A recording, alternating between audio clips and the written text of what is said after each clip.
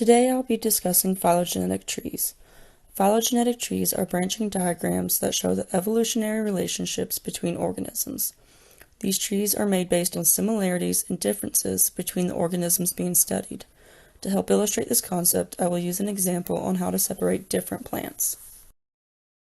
I initially branched the tree off into two groups, terrestrial and aquatic. The aquatic branch is the outgroup because those plants diverge the most from the main group.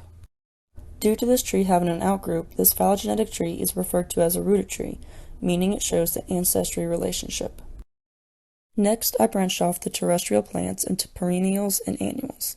Perennials do not need to be replanted every year, while annuals do. The perennials were then branched off into flowers and trees. The annuals were branched off into full sun and full shade.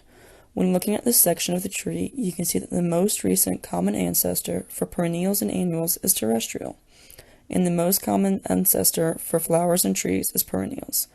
The most recent common ancestor is the individual in which a set of organisms are directly descended from.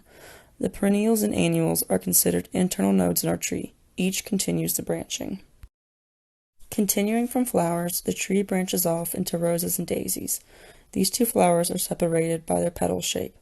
Roses are then branched off into the colors red and orange. Next, I continue the branching of full shade to impatiens and fuchsia. I also branched off the full sun into amaranth and marigold. Within their final branch, all annual flowers were separated by petal shape. When you zoom out and look at the tree, you can see that it goes through cladogenesis due to the branching off of the terrestrial category. The outgroup aquatic goes through anagenesis because there is no branching. When looking for the most closely related OTUs, you find it as red and orange roses because they are on a terminal node and have the shortest branch length. Hopefully this has helped make phylogenetic trees a little easier to understand.